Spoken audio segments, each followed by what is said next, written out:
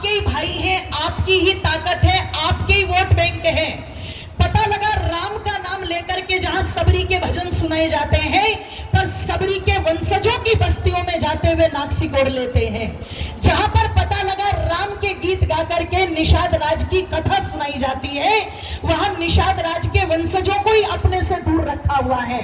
और आप उन्हें रख लीजिए दूर, क्योंकि आप अगर उन्हें गले लगाने के लिए तैयार नहीं है तो दूसरों ने उनके लिए अपनी बाहें फैला रखी हैं। तुम्हारे मंदिर तोड़ करके चर्च बन रहे हैं चारों तरफ, आपके मंदिर तोड़ करके मस्जिदें बन रही है चारों तरफ। और ये स्थिति केवल पंजाब की या केरल की या आसाम की या मिजोरम की या कश्मीर की नहीं है। जिस धरती पर मैं खड़ी हुई हूँ उस बिहार प्रांत के भी पता लगा बहुत सारे क्षेत्रों में धर्मांतरण धड़ल्ले की चोट पर चल रहा है।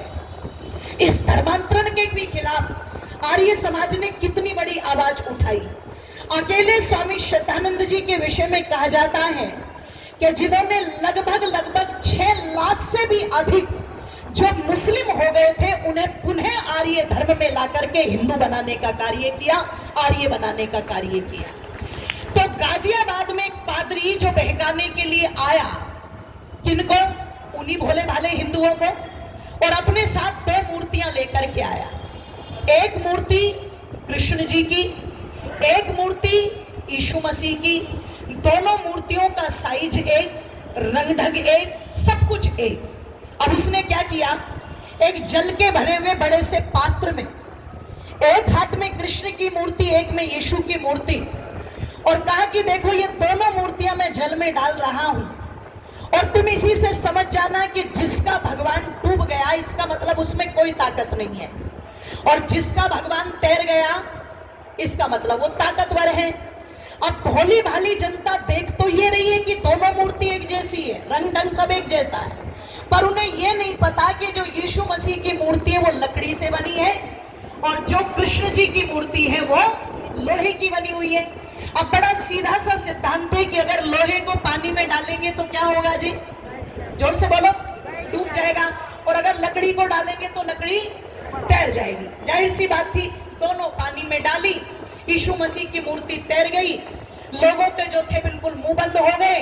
पादरी खुश होकर के चिल्लाने लगा, देखो तुम्हारे कृष्ण भगवान में कोई ताकत नहीं। अब मुझे लगता है कि जो लोग वहां भीड़ में खड़े हुए थे, अगर उनके सामने कृष्ण के वास्तविक चरित्र को प्रस्तुत किया जाता तो उन्हें पता लगता कि कृष्ण में कितनी ताकत थी। जो सब राजाओं के बीच में सुदर्शन चक्र से शिशुपाल की गर्दन काट सकता है, वो कोई कमजोर तो नहीं हो सकता। पता लगा कि जो सारे के सारे ब्रजवासियों को बचाने के लिए समय समय पर विपदाओं से लड़ सकता है, वो कृष्ण ध्यान रखिएगा कमजोर तो नहीं हो सकता। अरे जो महाभारत के युद्ध में जब देखा कि धर्म का पक्ष कमजोर पड़ रहा है तो देश के लिए, राष्ट्र के लिए अपनी प्रतिज्ञा को भी भंग करके जो रथ का पहिया लेकर के दौड़ पड़ा हो वो कमजोर तो नहीं हो सकता। पर जिस हिंदू जाति ने केवल कृष्ण को नाचने वाले के रूप में देखा हो वो बाहुबली कृष्ण के बारे में क्या जानेगी। अब जो कमजोर लोग वहां पर खड़े हुए थे उन्होंने मान लिया कि अगर कृष्ण जी की मूर्ति डूब गई तो इनमें कोई ताकत नहीं। सारे हिंदू ईसाई बनने के लिए तैयार हो गए। पर उस समय किसी आर्य समाज के व्यक्ति ने सूचना पहुंचाई। आर्य जगत के बड़े उच्च कोटि के सन्यासी, पता लगा अमर स्वामी जी महाराज को पता लगा और वो तुरंत वहां पर पहुंचे। उन्होंने कहा, पादरी जी आपने परीक्षा की, आपने अपना चमत्कार भी दिखाया, आपने अपने यीशु मसीह को ताकतवर भी यहां पर घोषित करवाया, लेकिन आप शायद भूल गए कि ये जल परीक्षा ईसाइयों में होती होगी। हम हिंदू जल परीक्षा नहीं मानते, हमारे यहाँ पर अग्नि परीक्षाएं होती हैं। हमारे किसी भी ग्रंथ को आप उठा करके देखो तो उसमें आपको अग्नि परीक्षा का वर्णन मिलेगा। इसलिए आपने अपनी परीक्षा तो करवा ली, एक बार हमारे वाली परीक्षा और कर लो, और यदि हमारे वाली परीक्षा में भी हमारे कृष्ण में कोई ताकत नहीं होगी तो मैं आपको वचन देता हूं, मैं सारे लोगों को लेकर के खुद आपके पाले में आ जाऊंगा। पादरी ने कहा, नहीं नहीं परीक्षा तो हो गई। बोले, या तो तुम परीक्षा करो, नहीं तो तुम्हारी ऐसी परीक्षा मैं कर दूंगा कि लाल कपड़ों में सन्यासी मत सोचना, एक राजपूत भी लाल कपड़ों में घुसा हुआ है, ये ध्यान रखना। तो मैं कह दूं आप लोगों के मध्य में अग्नि परीक्षा हुई, अग्नि जलाई गई। अब अग्नि में जब दोनों मूर्तियां डाली जाएंगी तो क्या होगा? लोहे की मूर्ति तो सुरक्षित रहेगी और लकड़ी वाली मूर्ति ओम सर्वम वै पूर्णम यीशु मसीह स्वाहा हो गए। तो तुरंत के तुरंत पादरी भागने लगा। तब कहते हैं स्वामी जी ने पकड़ा उसको और पकड़ के कहा, ये ऐसे ऐसे दरिंदे, ये ऐसे ऐसे बहकाने वाले पाखंडी तुम्हारे बीच में बहुत आएंगे, तुमको बहकाएंगे।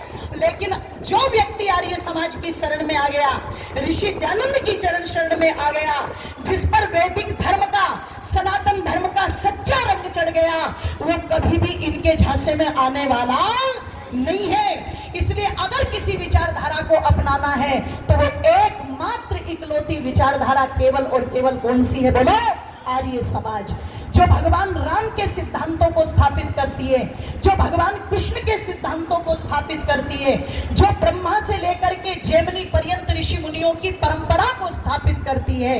तो जो विचारधारा उस परंपरा को स्थापित करती है, उस विचारधारा से हम जुड़े। और जुड़ने के लिए भी ना मेरी मानना, न इन विद्वानों की मानना, पहले इस संगठन के बारे में ठीक ठीक जानकारी लेना, ऋषि दयानंद के सत्याग्रह प्रकाश को पढ़ना। नेगेटिव फैलाने वाले केवल 4 समुल्लास को उठा लेते हैं, मानव जीवन का निर्माण करने वाले 10 समुल्लास उन्हें नजर नहीं आते, ध्यान रखिएगा। और वो कहते हैं कि ये संगठन विरोधी है, ये मूर्ति पूजा को नहीं मानता। अरे अगर मूर्ति पूजा से आर्य समाज को इतनी घृणा होती तो कहीं ना कहीं वर्णन तो मिलता कि किसी विद्वान ने, किसी आचार्य ने, किसी संगठनकर्ता ने, आर्यवीर दल के किसी व्यक्ति ने किसी मूर्ति को तोड़ा हो, एक तो उदाहरण मिलता। मैं कह दूं आप लोगों के मध्य में, ये केवल और केवल एक षड्यंत्र था आर्य समाज के खिलाफ। और यदि आप लोगों के सामने भी कोई ये कहता है कि मूर्ति पूजा के खिलाफ है, तो उन्हें कह देना कि तुम एक भी ऐसा उदाहरण प्रस्तुत नहीं कर सकते कि किसी आर्य समाज ने किसी मंदिर का, मूर्ति का अपमान किया हो। पर हम लाखों उदाहरण तुम्हारे सामने प्रस्तुत कर देंगे कि जब मंदिर टूटे, मूर्तियां टूटी, तो आर्य समाज ने जाकर के अपनी कुर्बानी देकर के हैदराबाद जैसी जगह पर मंदिरों को बचाया, मूर्तियों को बचाया, यज्ञशालाओं को बचाया। आज भी उत्तर प्रदेश के अंदर जो ज्ञानवापी का मुद्दा उठा, उसमें जितने भी सबूत थे कि मस्जिद की जगह पर मंदिर था, उन समस्त सबूतों को देने वाला भी जो पहला व्यक्ति है वो आर्य समाजी है, ध्यान रखिएगा। ये बात लोगों को समझनी पड़ेगी। और जिस दिन आपको समझ आ जाएगी, उस दिन आपको लगेगा कि हिंदू का सबसे बड़ा रक्षक अगर कोई संगठन है, भारत देश का अगर सबसे बड़ा रक्षक कोई संगठन है, वेदों की विद्या का सबसे बड़ा रक्षक अगर कोई संगठन है, यज्ञ योग को बचाने वाला, गौ माता को बचाने वाला अगर सबसे बड़ा कोई संगठन है, तो वो संगठन है केवल और केवल आर्य समाज। आर्य समाज, आर्य समाज केवल ये संगठन है। आप इसे समझें, इससे जुड़े। ये बहुत संक्षिप्त से विचार थे जो मैंने रखे। विस्तार पूर्वक चर्चा समय मिलेगा तो जरूर करूंगी। आप सभी का बहुत बहुत धन्यवाद। इति ओम शांति। बहुत बहुत धन्यवाद बहन अंजलि आर्या जी का। आपने विस्तार से आर्य समाज की विचारधारा को हमारे बीच में प्रस्तुत किया।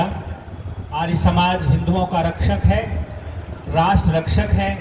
इस विषय को आपने उदाहरण देकर के हमें समझाया। बहुत धन्यवाद। आपका 15 मिनट समय और लूँगा। भोजन